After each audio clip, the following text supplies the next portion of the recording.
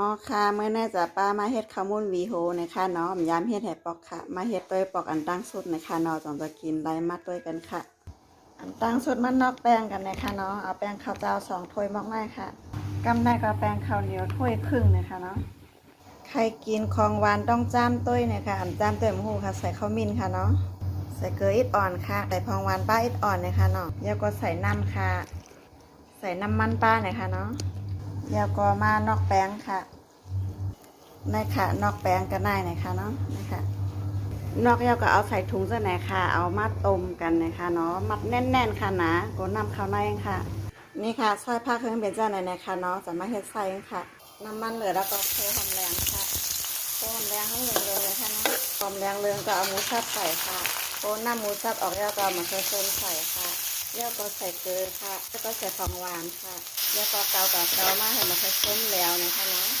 แล้วก็เอากระลำใส่ค่ะคนให้เข้ากันนะคะเนาะแล้วก็ผักชีค่ะทุกแล้วก็พริกไทยค่ะมาด้วยแป้งกันค่ะ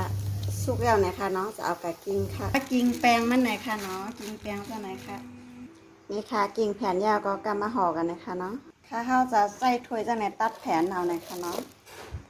นี่ค่ะตัดออกมาก็มาใส่ไซส์นะคะเนาะแล้วก็ต้มมาหากันนะคะเนาะนี่ค่ะต้มมาหากันเหมือนในนะคะเนาะ2 วันข้าวมุนวีโฮค่ะอันยำให้ไทยปอกนะคะเนาะไผ่ฮูคอมเมนต์มาบอกฟองค่ะนี่ค่ะเนาะห่อยาวก็กุ๊กปักแป้งแข็งอิดนะคะหม้อน้ำมันเดือดนะคะเนาะมาโคกันค่ะนี่ค่ะโคเพิ่งเลืองกันก็จะออกนะคะเนาะโคเลืองบอกในก็แล้วค่ะเอาออกค่ะเนาะยาวก็มาให้น้ำจิ้มกันค่ะเนาะยาวก็ใส่ผักกี้ค่ะยาวก็ใส่มะเขือพวงค่ะใส่เกลือค่ะใส่ทองหวานค่ะยาวก็มีมะพร้าวใส่ค่ะยาวก็ใส่น้ำอิดอ่อนนะคะเนาะนี่ค่ะน้ำจิ้มมันก็เอาง่ายๆด้วยค่ะเนาะนี่ค่ะยาวนะคะเนาะเป็นหือพองค่ะรูปร่างหน้าตาข้าวมุนวีโฮเฮ็ดปอกอันตั้งสุดในจัดปานได้นะคะนี่ค่ะเนาะกับน้ำจิ้มเนี่ยนะคะพอเฮ็ดกินก็เฮ็ดกินไล่นะคะรสซื้อกินเยี่ยวนะคะเนาะพอเฮ็ดขายก็ต้องเฮ็ดหือหางลีหรือเซในค่ะเนาะเป็นหือพองค่ะข้าวมุนวีโฮอร่อย2 วันค่ะหวาน